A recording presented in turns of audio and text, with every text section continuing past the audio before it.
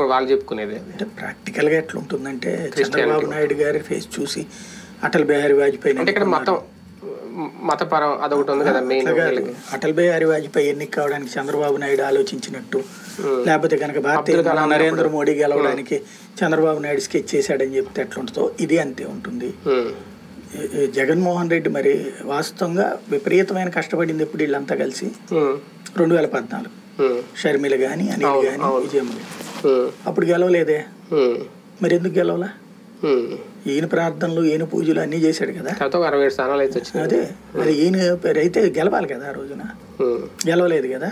Especially ఎక్కడ strong కానీ Christians Uttarandhra, మరి అక్కడే గెలవలేదుగా, ఉత్తరాంధ్రలోనే కోస్తా అక్కడే గెలవలేదుగా మరి బేసిక్గా. మరి అప్పుడు ఆయన ఇంపాక్ట్ ఎంతవరకు ఉంటుంది? శాంతం లేదని నేను చెప్పను, ఎంత స్థాయి అనేది అప్పుడు లేదు. 2019లో ఉందేమో, ఎక్కడ ఉంది? 2019లో ఆయన కోసం ఈయన ఏం చేశాడు? 2019లో ఎక్కడ తిప్పలేదుగా అసలు ఈయన్ని. 2019లో షర్మిల తిరగలేదు, అనిలు తిరగలేదు, విజయమ్మ తిరగలేదు. ఒకసారి గుర్తు తెచ్చుకోండి. 19 రాజకీయాల్లో జగన్ పాదయాత్ర అంతే. ఇంకొక కాన్సెప్ట్ 4-5 ఎజెండాలు పెట్టలేదు. పాదయాత్ర బేసిక్ గా తీసుకుని వెళ్ళాడు, అదే రూట్ లో పోయాడు అంతే. అప్పుడు షర్మిలలు లేకపోతే అనిల్లు పని చేయలేదే, తెర వెనకాల ఎవరికాళ్ళు నేనే చేశానంటారు. దానివల్ల ఎంతవరకు లెక్క?